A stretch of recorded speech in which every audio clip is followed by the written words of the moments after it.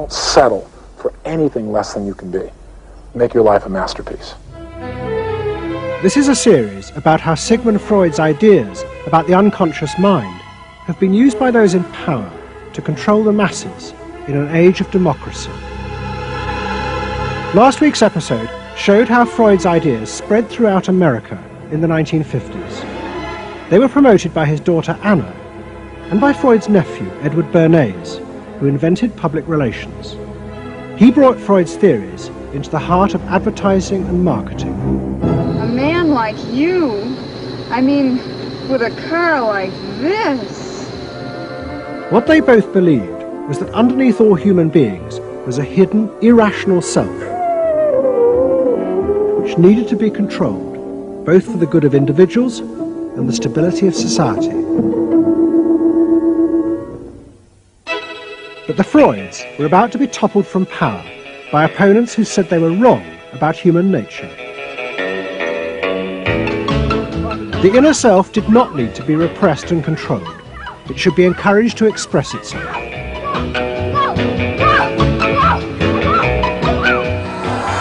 Out of this would come a new type of strong human being and a better society. But what in fact emerged from this revolution was the very opposite. An isolated, vulnerable, and above all greedy self, far more open to manipulation by both business and politics than anything that had gone before. Those in power would now control the self, not by repressing it, but by feeding its infinite desires.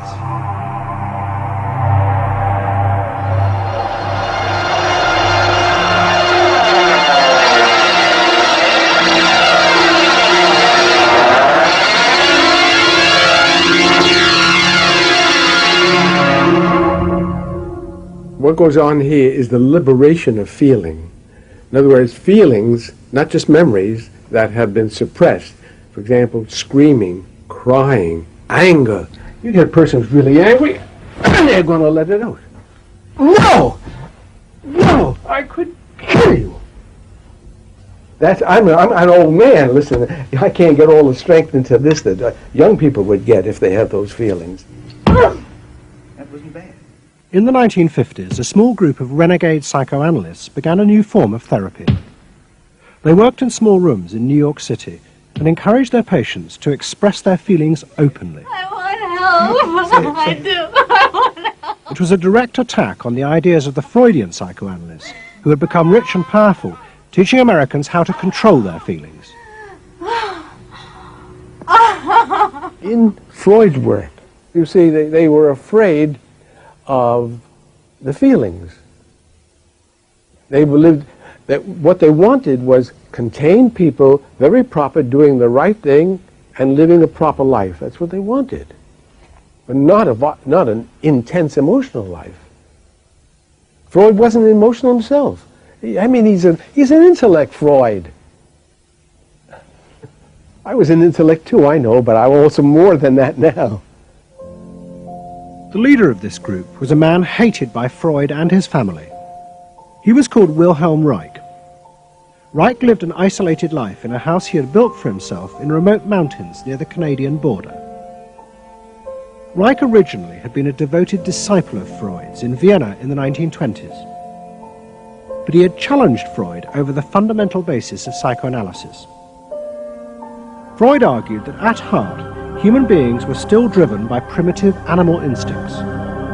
The job of society was to repress and control these dangerous forces. Reich believed the complete opposite. The unconscious forces inside the human mind, he said, were good.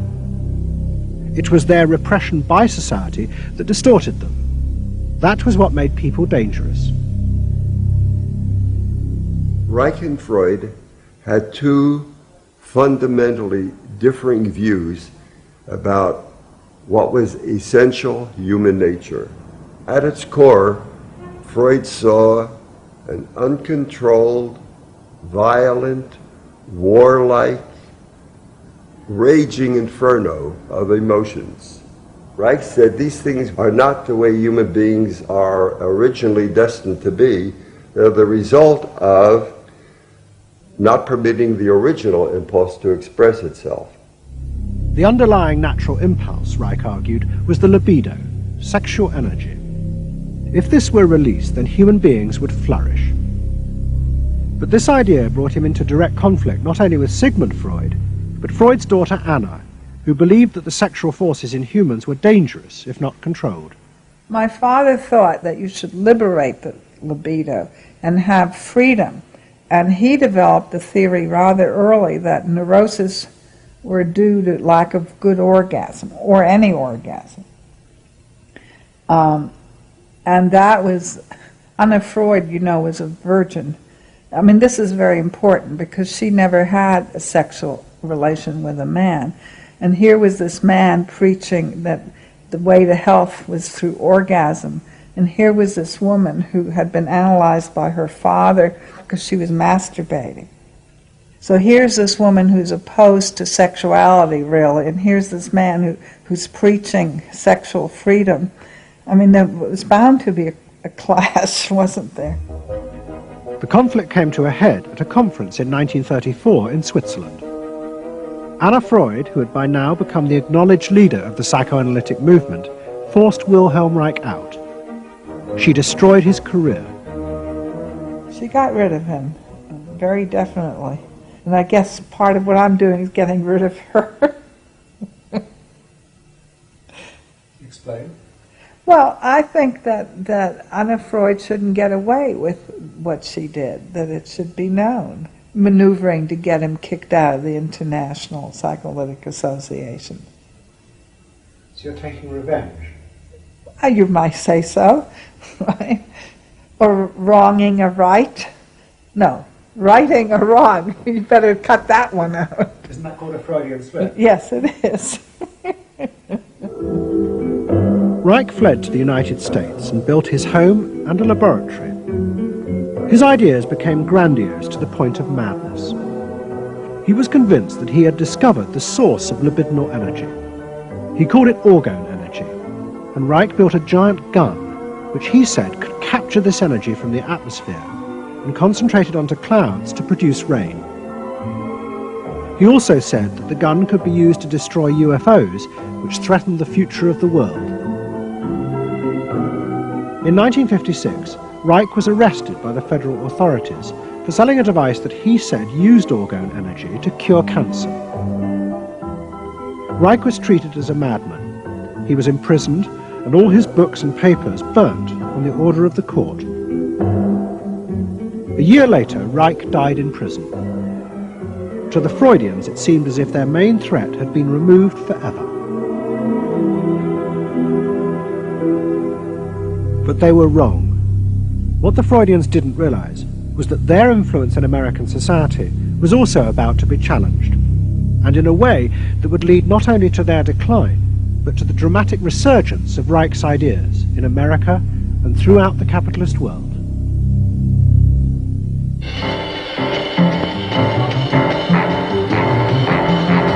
The consumer is king. His whim makes or unmakes manufacturers, wholesalers, and retailers. Whoever wins his confidence wins the game. Whoever loses his confidence is lost. By the late 50s, psychoanalysis had become deeply involved in driving consumerism in America. Most advertising companies employed psychoanalysts, and as last week's episode showed, they had created new ways to understand consumers' motives, above all with the focus group, in which consumers free associated their feelings about products.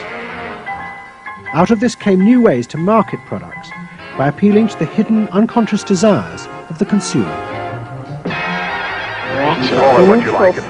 Memorability. Sheer deception. Great. Tilt-away steering wheel. Symbolic. Irresistible. A dream thing, the mistress. Something intimate is going on. But in the early 60s, a new generation emerged who attacked this. They accused American business of using psychological techniques to manipulate people's feelings and turn them into ideal consumers. Advertising was manipulation. It was a way to get you to do something that didn't come out of you. It came out of somebody else. Somebody else said, this year you should be wearing powder pink shirts with matching powder pink buck shoes. And I said, why? That's not who I am. That's who somebody else is. They wanted you to be somebody who would buy their stuff. This whole feeling of being somebody else's tool. I don't want to be that. I don't want to be somebody else's man. I want to be me. In the mid-60s, a protest movement began on America's campuses. One of the students' main targets was corporate America. They accused the corporations of brainwashing the American public. Consumerism was not just a way of making money, it had become the means of keeping the masses docile, while allowing the government to pursue a violent and illegal war in Vietnam. The student's mentor was a famous radical philosopher called Herbert Marcuse. Marcuse had studied psychoanalysis and was a fierce critic of the Freudians. They had, he said, helped to create a world in which people were reduced to expressing their feelings and identities through mass-produced objects. It resulted in what he called one-dimensional man, conformist and repressed. The psychoanalysts had become the corrupt agents of those who ruled America. It was one of the most striking phenomena to see to what extent the ruling power structure could manipulate, manage and control not only the consciousness but also the subconscious and unconscious of the individuals. And this took place on a psychological basis by the controls and the manipulation of the unconscious primary drives which Freud stipulated. Think about it, dear American people out there. You hear him, huh? You're all brainwashed, kiddies. You're all brainwashed. That's why you're here. They're saying right now, kill the bum. Look, I look at you in the living room. You know, you're saying, kill me.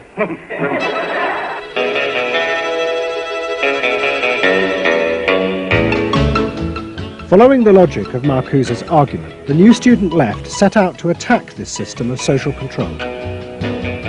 It was summed up in the slogan, "There is a policeman inside all our heads. He must be destroyed." And that policeman was going to be destroyed by overthrowing the state and the corporations that had put him there. One group, the Weathermen, began a series of bomb attacks on companies that they said both controlled people's minds through consumer products and made the weapons being used in Vietnam. There's no way to be committed to nonviolence in the middle of the most violent society that history's ever created. I'm not committed to nonviolence in any way. We want to live a life that isn't based on materialistic values, and yet the whole system of government and the economy of America is based on profit, on personal greed and selfishness.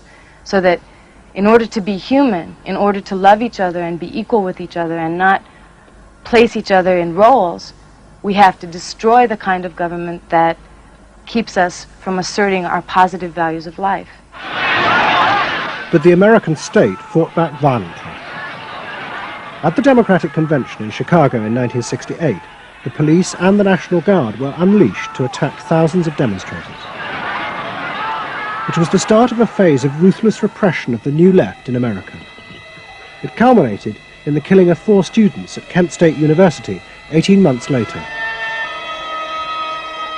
In the face of this, the left began to fall apart. We had met the force of the state. It was much bigger and stronger and more powerful than we realized. And at that point, what seemed to happen was that there was a change in tactics. Confronted by this violent repression, many in the new left began to turn to a new idea. If it was impossible to get the policeman out of one's head by overthrowing the state, instead one should find a way of getting inside one's own mind and removing the controls implanted there by the state and the corporations. Out of this would come a new self, and thus a new society.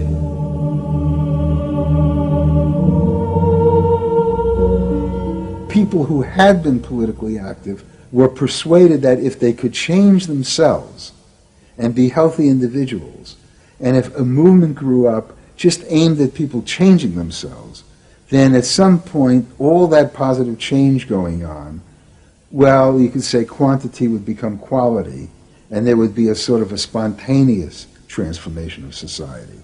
But political activism was not required. It's about making a new you, that if enough people changed the way they were, that the society would change. So the personal became political? Yes, the personal became political. Without changing the personal, you didn't stand a chance of changing the political. Coming up against the state power of the United States was not an option. I mean, they outgunned us. And to produce the new self, they turned to the ideas and techniques of Wilhelm Reich. Since his death, a small group of psychotherapists had been developing techniques based on Reich's ideas. Their aim was to invent ways that would allow individuals to free themselves from the controls implanted in their minds by society. Their center was a tiny old motel on the remote coast of California. It was called the Esalen Institute. The dominant figure at Esalen was a psychoanalyst called Fritz Perls. Perls had been trained by Reich and had developed a form of group encounter in which he pushed individuals to publicly express the feelings inside them that society had said were dangerous and should be repressed. It's a basic fear of that thing inside me, like a little demon in there. It doesn't come out very often. It's really hard to get it out. Now put the thing inside you on that chair and talk to it. Perls used to call this getting on the hot seat in front of a group.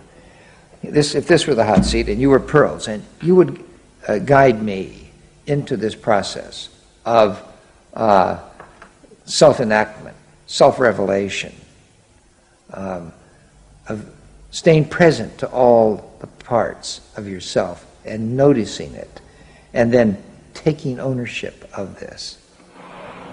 As the demon. Yeah. Yes, I can come out. I can come right out of him, and I can push him aside. You, say you. I can push you aside. Yeah. Be the demon with each one of us. I can make you all cry. I can make you all feel terrible. Maybe even forever. I can make the mouth, this mouth here, do things and say things. I can almost destroy anyone, each one of you, if I get out. There isn't one of you that I would spare. Not even you. Yeah. How do you feel now? I feel better. I feel very honest. Yeah. And you notice the increase of power. In other words, taking ownership of who you are and how you act and how you feel. Your whole being in the world. In other words, giving you autonomy, owning your freedom. I'm frightening. When I have my power, I am frightening. See, I frighten you with my power. I frighten you with my power. Now, where do you feel the power? In your hands? In your muscles? Where else? Wake up! I won't let you for me, God damn you! Okay. Stop it. You. It was not phony movement. That's what I wanted to do, and I did it. What Perls and others working at Esalen believed was that they were creating ways that allowed individuals to express their true inner selves. I want them to applaud for me. Out of this, they believed, would come new autonomous beings free of social conditioning. To the left, defeated in the wake of Chicago, it was an enormously attractive idea. These techniques could be used to unleash a new, powerful self, strong enough to overthrow the old order.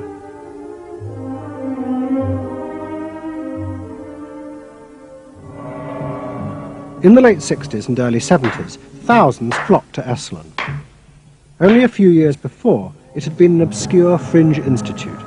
Now it became the centre of a national movement for personal transformation, the human potential movement. So it became magnetic. People wanted to join this stream of exploration. Within 7 or 8 years, there were about 200 of these centers in America, looking mainly to Esalen for leadership. I feel so liberated. Really? It's fantastic. And it took on a big political agenda. You could not separate personal transformation from social transformation. The two go together. As the movement grew, the leaders of Esalen decided to try and use their techniques to solve social problems. They began with racism. They organized an encounter group for white and black radicals. Both groups would be encouraged to express their inner racist feelings which had been instilled in them by society. By doing this, they would transcend those feelings and encounter each other as individuals. I started a series of encounters called Racial Confrontation as Transcendental Experience. We thought that we wanted to get that kind of black-white confrontation so you could really get down to see what was between the two races, not by backing off and trying to be polite, but by going right into the belly of the beast, of this beast of racial prejudice. And these were extremely dramatic. These were the toughest workshops ever convened at Esalen Institute. I'm looking at you, Whitey. You got clothes on. You got shoes on. You're so sure looking at me, huh? You got the goddamn police in the neighborhood. Really? They're not my police. You got a governor. You got a mayor. Oh, really? You got the president. You got ambassadors. You can vote, too. You got jets in Vietnam. That's the benefits of slave labor. You got buildings, skyscrapers that you dominate and control economically and politically. And tell me that it's not yours. It's yours, too. Then the blacks all got together and attacked the whites. And they just let us have it. What they call it was peeping somebody. Peeping somebody means peeping into their secrets, into their phoniness, and so forth. Like the white liberal. Oh, they really got onto the white liberal, you know. So don't give me no shit about I'm free. You're a goddamn liar, you white pink son of a bitch, you. Yeah, I want to know what you came down here for. You want a black buck, huh? Yeah. You looking for a stud? Huh? Well, what did you come here for? You're sitting there with your legs all gap wide open showing your drawers. Now what did you come here for? The black-white encounter groups were a disaster. The black radicals saw it as an insidious attempt to destroy their power. By trying to turn them into liberated individuals, Esalen was removing the one thing that gave them power and confidence in their struggle against racism, their collective identity as blacks. For my reason. For your reason. Now dig this. Your reason for being here is different from my reason. So the human potential movement turned to another social group who they believed would benefit from personal transformation. Nuns. And this time they were more successful. The Convent of the Immaculate Heart in Los Angeles was one of the largest seminaries in America. A group of radical psychotherapists approached the convent. They wanted to try out their techniques for personal liberation on individuals whose identities were defined by a series of external rules which they had deeply internalized. The convent, anxious to appear modern, agreed to the experiment. And we did weekend encounter workshops for several hundred Immaculate Heart nuns.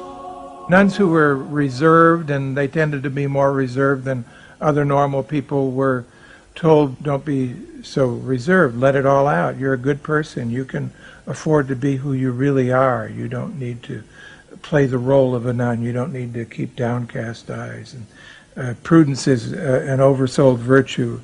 You're trying to assert yourself, trying to find out who you are, who you're becoming. At the same time, you're trying to live a life of dedication, of service, and you're trying to make all these things fit into who you are, and you're just, you know, it's such a turmoil at times that you just blow a gasket and do silly, crazy things, you know. Running around the orchard and stealing oranges and taking Cokes out of the refrigerator and crazy things. I felt like I was being a hypocrite, and I wanted people to respect me for what I was, not for what I was wearing, and so I'm glad for the change. You feel frightened, but you'll go on. Oh yeah, I'm scared to death, but it's worth it. The experiment began to transform the convent. The nuns voted to discard their habits in favour of ordinary clothes. But the psychotherapists found they had awoken other forces. One of the things we unleashed was sexual energy. The kind of thing that the church had been very good at restraining was no longer to be restrained. One sister who was a member of the community, she got the idea that she could be freer than she had been before, and she seduced one of her classmates and then seduced the mistress of novices, who was an older woman, very reserved, and her program of freeing this older woman was sexual. She drove her to the store, and when they drove back and drove into the garage, she leaned over and gave her a big kiss on the lips, and thereafter sister, who had perhaps never been kissed before, was ready for more. The effect of the experiment on the convent was cataclysmic. Within a year, 300 nuns, more than half the convent, petitioned the Vatican to be released from their vows, and 6 months later, the convent closed its doors. All that was left was a small group of nuns, but they had become radical lesbian nuns. The rest gave up the religious life. They gave up being nuns. They did, yeah, they became persons. By the late 60s, the idea of self-exploration was spreading rapidly in America. Encounter groups became the center of what was seen as a radical alternative culture based on the development of the self, free of a corrupt capitalist culture. We just want the freedom to be ourselves, and that's for love, for experience, positive way of life. We don't say that you're wrong. We just want to be free to be what we want to be, or what we find ourselves to be, as we continue to search ourselves. And it was beginning to have a serious effect on corporate America, because these new selves were not behaving as predictable consumers. The life insurance industry in particular was concerned that fewer and fewer college students were buying life insurance when they left university. They asked Daniel Yankelovich, America's leading market researcher, to investigate. He had studied psychoanalysis. The life insurance business, more than any other business at the time, was built on the Protestant ethic. You only bought life insurance if you were a person who sacrificed for the future. If you lived in the present, you had no need for life insurance. So they had some sense that maybe the sort of core values of the Protestant ethic were being challenged by some of these new values that were beginning to appear. And I was really astonished at what I found. The conventional interpretation, the dominant interpretation, was that it had to do with political radicalism. But, you know, it was clear to us that that was a mask, a cover. The core of it had to do with self-expressiveness. That this preoccupation with the self and the inner self, that was what was so important to people. The ability to be self-expressive. Wow, what a feeling! 300 miles to go, work, out of sight. Yankelovich began to track the growth and behavior of these new expressive selves. What he told the corporations was that these new beings were consumers, but they no longer wanted anything that would place them within the narrow strata of American society. Instead, what they wanted were products that would express their individuality, their difference in a conformist world, the very things that US corporations did not make. Products have always had an emotional meaning. What was new was individuality. The idea that this product expresses me, and whether it was a small European car, the particular music system, Relaxing. your presentation of self, your clothing. For immediate energy from our muscles and relaxing. These become ways in which people can spend their money in order to say to the world who they are. But the manufacturers, they had no idea of what was going on, really, in the, with consumers and in the market at large. Major advertising companies set up what they called operating groups. to try and work out how to appeal to these new individuals. The head of one agency sent a memo to all staff. We must conform, he told them, to the new non-conformists. We must listen to the music of Bobby Dylan and go to the theatre more. But the problem was, few of the self-expressive individuals would take part in focus groups. The advertisers were left to their own devices. There's a new cereal that tastes so right. Makes you dance, it's a way out of sight. It's tasty little squares of malted wheat. It's crispy and it's crunchy and it tastes so neat. Faster though. That's what I'm saying. Use a folk rock with more rock than folk. And there was an even more serious problem. To make products for people who wanted to express themselves would mean creating variety. But the systems of mass production that had been developed in America were only profitable if they made large numbers of the same objects. This had fitted perfectly with the limited range of desires of a conformist society. The expressive self threatened this whole system of manufacture. And the threat was about to grow rapidly. Go! Because an entrepreneur had invented a way of mass-producing this new independent self.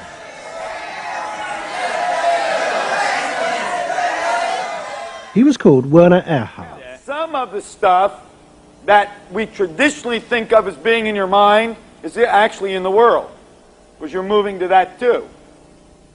Erhard had invented a system called EST, Erhard Seminar Training. Hundreds of people came for weekend sessions to be taught how to be themselves. And EST was soon copied by other groups, like Exegesis in Britain.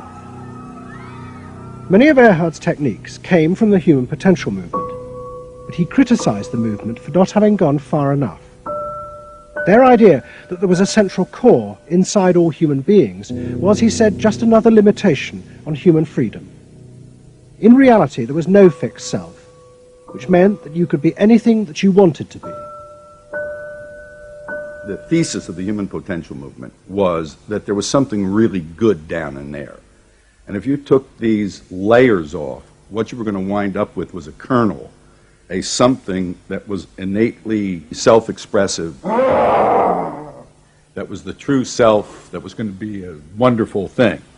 In actuality, you found people who'd gone to the last layer and took off the last layer and found that what was left was nothing. All right, push! Move! Do it! The EST sessions were intense and often brutal. The participants signed contracts agreeing not to leave and to allow the trainers to do anything they thought necessary to break down their socially constructed identities. You're going to get sandwiched in there. Push! Go for a win! If I push harder than you do, I'm going to squash you. So you better push fast. Now, hard, do it! That's it, do it again! Push! Good! Good! Good! Again! Yes!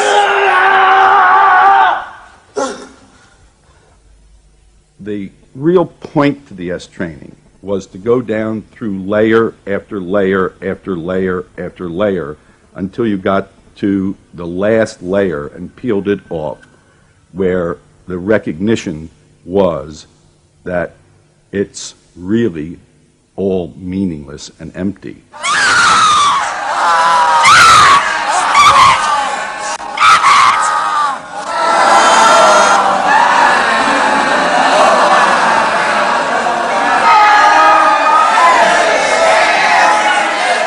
Now, that's existentialism's endpoint. EST went a step further in that people began to recognize that it was not only meaningless and empty, but it was empty and meaningless that it was empty and meaningless. And in that there's an enormous freedom. All the constrictions, all of the rules you placed on yourself are gone. And what you're left with is nothing. And nothing is an extraordinarily powerful place to stand, because it is only from nothing that you can create. And from this nothing, people were able to invent a life, and allowing them to create themselves.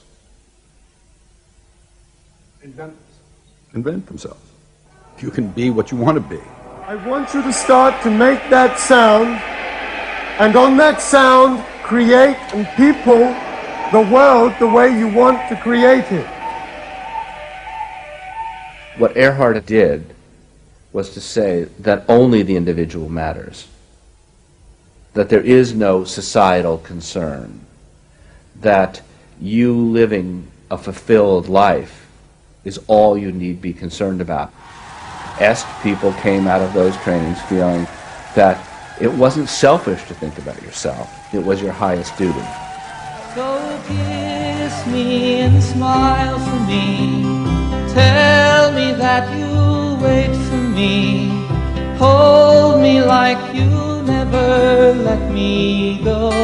The training is 2 weekends, and it was quite an incredible experience in my life. I'll forever be grateful for the experience. I got a great deal out of it. We really want to know who we are. There are things going on. We learn more and more about ourselves all the time, and to really find out what it is that makes us tick and how we are discovering ourselves. I'm leaving. Est became hugely successful. Singers, film stars, and hundreds of thousands of ordinary Americans underwent the training in the 1970s. But in the process, the political idea that had begun the movement for personal transformation began to disappear. The original vision had been that through discovering and expressing the self, a new culture would be born, one that would challenge the power of the state. We will not let them separate our culture from our politics. We are a people. We are all together. But what was now emerging was the idea that people could be happy simply within themselves, and that changing society was irrelevant. One of the proponents of this was Jerry Rubin. In 1968, Rubin, as leader of the Yippies, had led the march on Chicago, but now he had undergone Est training. I was willing to die, and I had a martyr complex in a sense. I think we all did. And I've given up that ideal of sacrifice. And I'm not as overwhelmingly moved by injustice as I was. And now we reincarnated ourselves from within. Basically, the politics were lost and totally replaced by this lifestyle. And then the desire to become deeper and deeper into the self. By now, a grandiose sense of the self. And my good friend and one of the original Yippie founders, Jerry Rubin, definitely moved in that direction. And I think he was beginning to buy into the notion that he could be happy and fully self-developed on his own. Socialism in one person. Yes. Was he alone in that? Although that, of course, is capitalism. That's the whole joke. I think it's funny. I think it's funny because people spend so much of their life being bedeviled by their past and being locked into their past and being limited by their past. And there's an enormous freedom from that, letting people create themselves. Est was only the most vivid and intense expression of an idea that was spreading rapidly through all strata of American society. Books and television programs promoted the idea that one's first duty was to be oneself. And those monitoring this shift were astonished at the speed with which the idea was spreading. In 1970, it was a small percentage of the total population, maybe 3 to 5%. By 1980, it had spread to the vast majority of the public, up to 80%. You asked the question, how do you get self-actualized? You take this day and you say, when I shave every morning, I look in that mirror, I say to myself, I really say this, I say, nobody is going to ruin this day for you, Wayne Dyer, nobody. That this preoccupation with the self and the inner self traveled and spread throughout the society in the 1970s. It helped me to stop living in the past and start building from today and using my experiences in a positive way to be a better person today and tomorrow. But then the problem comes, well, how do you be self-expressive? And it was at this point that American capitalism decided it was going to step in and help these new individuals to express themselves, and in the process make a lot of money. The first thing they were going to do was to find a way of getting inside their heads, to discover what these new beings wanted in order to be themselves. This came not from Madison Avenue, but from one of the most powerful scientific research institutes in America. Stanford Research Institute in California worked for corporations and government. It had done much of the early work on computers, and was also working for the Department of Defense on what would become the Star Wars project. In 1978, a group of economists and psychologists at SRI decided to find a way to read, measure, and fulfill the desires of these new, unpredictable consumers. The idea was to create a rigorous tool for measuring a whole range of desires, wishes, values that prior to that time had been kind of overlooked. They say in business, you know, what gets measured gets done. We were basically telling manufacturers, if you're really going to satisfy not just the basic needs, but individuated wants, whims, and desires of more highly developed human beings, you're going to have to segment, you're going to have to individuate. To do this, SRI turned for help to those who had begun the liberation of the self. In particular, one of the leaders of the human potential movement, a psychologist called Abraham Maslow. Through observing the work at places like Esalen, Maslow had invented a new system of psychological types. He called it the hierarchy of needs, and it described the different emotional stages that people went through as they liberated their feelings. At the top was self-actualization. This was the point at which individuals became completely self-directed and free of society. The team at SRI thought that Maslow's hierarchy might form the basis for a new way to categorize society, not by social class, but by different psychological desires and drives. To test this, they designed a huge questionnaire with hundreds of questions about how people saw themselves, their inner values. The questions were designed to see whether people fitted into Maslow's categories. We were trying to find out what people really felt like. So we asked these really penetrating questions, and we hired a company that administers surveys, you know, to do them. They said they've never seen anything like it. Usually you have to send out a postcard 6 weeks and then another postcard, and then you got to call the people up, you know, to get the return rates up. We had an 86% return, and they only sent out one postcard. People loved filling out this questionnaire. We got several questionnaires back with a note attached saying, do you have any other questionnaires I could fill out? Because we were asking people to think about things that they had never thought about before, and they liked thinking about them. Like, you know? What? Like what they felt inside? Yeah, like what they felt inside. What motivated them? What was their life about?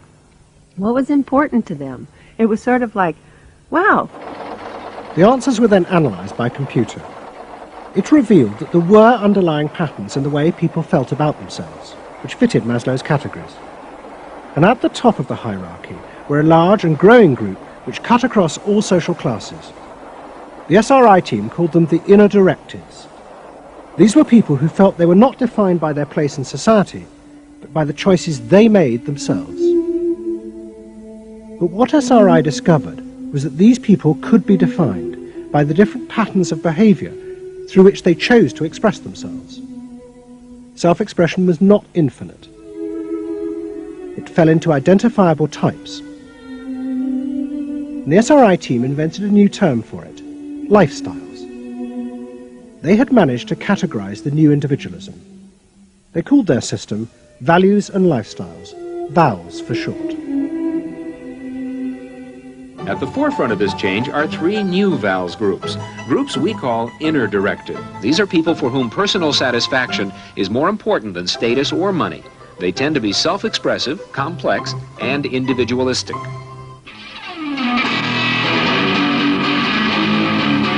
Rob is an I am me. I am me's are searching for new values, breaking away from traditions and inventing their own standards. Rob even invented his own name. Rob Noxious. Jody is an experiential. This is a group seeking inner growth through direct experience. Experientials aren't in one place much. This is the try-anything-once crowd, and all that activity takes goods and services. Their hobbies are hands-on, and their possessions are simple, but not always simply priced. I'm a bookseller. I sell books. I'm a businessman. That doesn't necessarily mean that I believe in capitalism. It just happens to be what I'm doing now. SRI created a simplified questionnaire with just 30 key questions. Anyone who answered them could be immediately fitted into a dozen or so of these new groups. It allowed businesses to identify which groups were buying their products, and from that, how the goods could be marketed, so they became powerful emblems of those groups' inner values and lifestyles. It was the beginning of lifestyle marketing. So it allowed people not just to look at people as demographics, group of age and income and whatever, but to really understand the underlying motivations. I mean, most of marketing was looking at people's actions and trying to figure out what to do. But what we were doing is we were trying to look more into people's underlying values so that we could predict what is their lifestyle, what kind of house do they live in, what kind of car do they drive. So the corporations were then able to sell things to them by understanding them, by having labels, by knowing what these people look like, where they live, what their lifestyles are. If a new product expressed a particular group's values, it would be bought by them. This is what made the values and lifestyle system so powerful. Its ability to predict what new products self-actualizers would choose. And this power was about to be demonstrated dramatically. Valves would show it could predict not just the products they would buy, but the politicians they were going to choose to elect.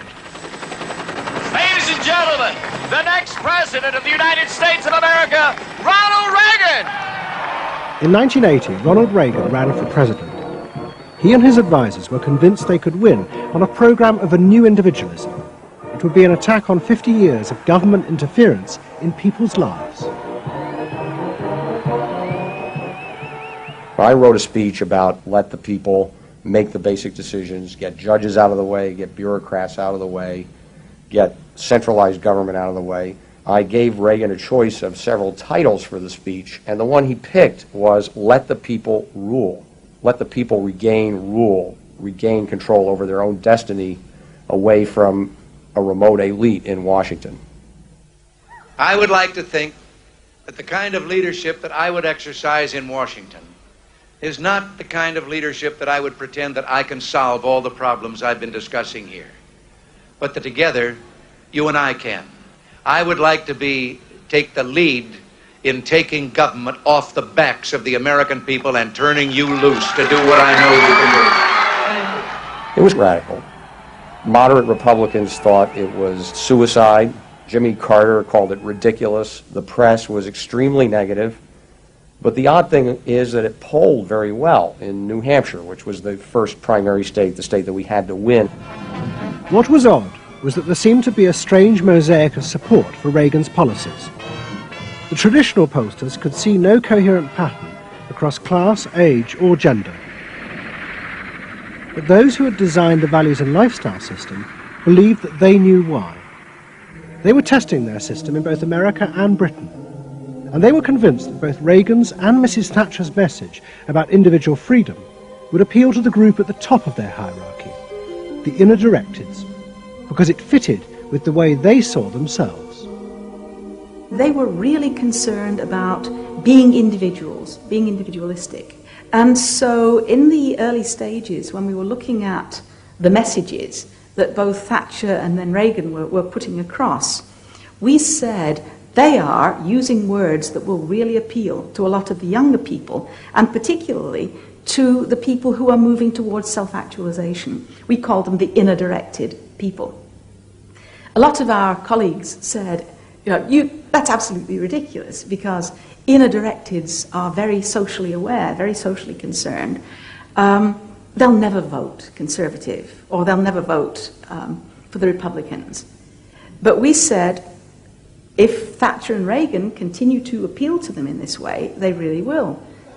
And I vision leadership in taking government off your backs and turning you loose to do what you can do so well. Thank you very much. The idea that the new self-actualizing individuals would choose a politician from the right, not the left, seemed extraordinary. But to test their prediction, the Values and Lifestyles team did a survey of voting intentions, and they correlated it with their new psychological categories. When we said in our surveys, who are you going to vote for, sure enough, it was the inner directives who said that they would vote for Thatcher and for Reagan. And they made the difference in those elections because of their voting for Thatcher and Reagan. And it really surprised our colleagues, even within my own organisation. It really showed the power of this approach, because it's very difficult to identify inner directives on the street. These people who voted for Thatcher and Reagan, these inner directives, came from any walk of life. It's really hardly correlated with social class at all. I mean, if you just go along and look at age, sex, social class, you would never pick them up. But if you really go along with a questionnaire that gets at their values, then you can identify them very easily. And that was new? And that was completely new, yeah. At the beginning of 1981, Ronald Reagan was inaugurated as president. But he took charge of a country that was facing economic disaster.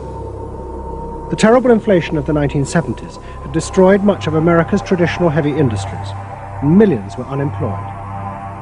But true to his campaign promises, Reagan told the country he would not step in to help, as all previous governments had since the war. These United States are confronted with an economic affliction of great proportions. We suffer from the longest and one of the worst sustained inflations in our national history. Idle industries have cast workers into unemployment, human misery, and personal indignity. In this present crisis, government is not the solution to our problem. Government is the problem. But America's ailing economy was about to be rescued, not by government, but by the new groups that the market researchers had identified, the self-actualizing individuals. They were about to become the motor for what would be called the new economy. You can be what you want to be. So regarding V8, what do you really want? A tasty product that's good for me. What do you want that for? One technique is that we ask people the same question over and over and over again, and we say, what do you want? What do you really want? What do you want that for? And they start to talk about it, and they kind of get intimate with what's going on. What we're doing with that technique is unpeeling the onion. If you want to think of a person kind of having layers and layers and layers of protection and thoughts and behaviors and beliefs, we want to get to that center core. In the wake of the invention of values and lifestyles, a vast industry of psychological market research grew up. And the old technique of the focus group, invented by the Freudian psychoanalysts in the 50s, was used in a new and powerful way. The original aim of the focus group had been to find ways to entice people to buy a limited range of mass-produced goods. But now focus groups were used in a different way to explore the inner feelings of lifestyle groups, and out of that invent whole new ranges of products, which would allow those groups to express what they felt was their individuality. And the generation who had once rebelled against the conformity imposed by consumerism now embraced it, because it helped them to be themselves.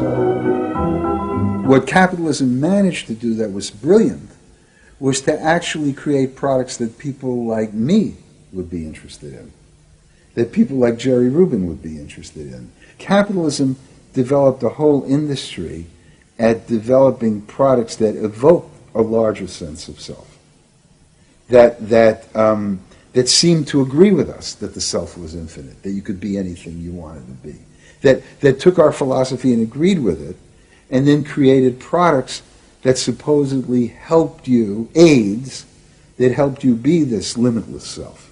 The product sells you a way of life, a way of being. The product sells you values. You dress this way, you live in a house like this, you have furniture like this, you use this computer. Do you have the regular jeans? Or? Oh, Gloria Vanderbilt does a lot, in denim, in silks, and in cotton. you eat in these restaurants, there are values there, hipness, coolness. This is not, I repeat, not a marketing scheme. So the notion that you could buy an identity replaced the original movement notion that you were perfectly free to create an identity. And you were perfectly free to change the world and make the world anything you wanted it to be. Well, what I wear is a statement. And this vast range of new desires fitted perfectly with changes in industrial production. Computers now allowed manufacturers to economically produce short runs of consumer goods. The old restrictions of mass production disappeared, as did the worry that had bedeviled corporate America ever since mass production had been invented, that they would produce too many goods. With the new self, consumer desire seemed to have no limit. In the United States, the concern of companies was always that supply would outstrip demand, that we were producing too much, and that there was not a market for it. You don't hear that kind of talk anymore, because you've gone from a conception of a market of limited needs, and if you fill them, they're filled, to a market of unlimited, ever-changing needs dominated by self-expressiveness, that products and services can satisfy in an endless variety of ways, and ways that change all the time. And consequently, economies have unlimited horizons. Out of this explosion of desire came what seemed a never-ending consumer boom that regenerated the American economy. The original idea had been that the liberation of the self would create new kinds of people, free of social constraint. That radical change had happened, but while the new beings felt liberated, they had become increasingly dependent for their identity on business. The corporations had realized that it was in their interests to encourage people to feel that they were unique individuals and then offer them ways to express that individuality. A world in which people felt they were rebelling against conformity was not a threat to business, but its greatest opportunity.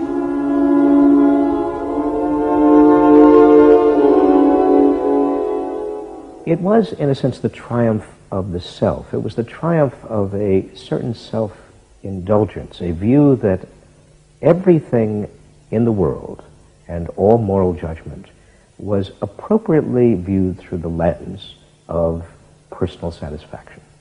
Indeed, the ultimate ending point of that logic is that there is no society.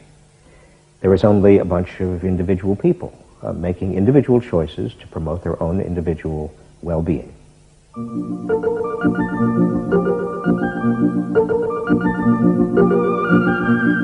Next week's episode tells the story of how politicians on the left, in both Britain and America, turned to the techniques developed by business in order to regain power.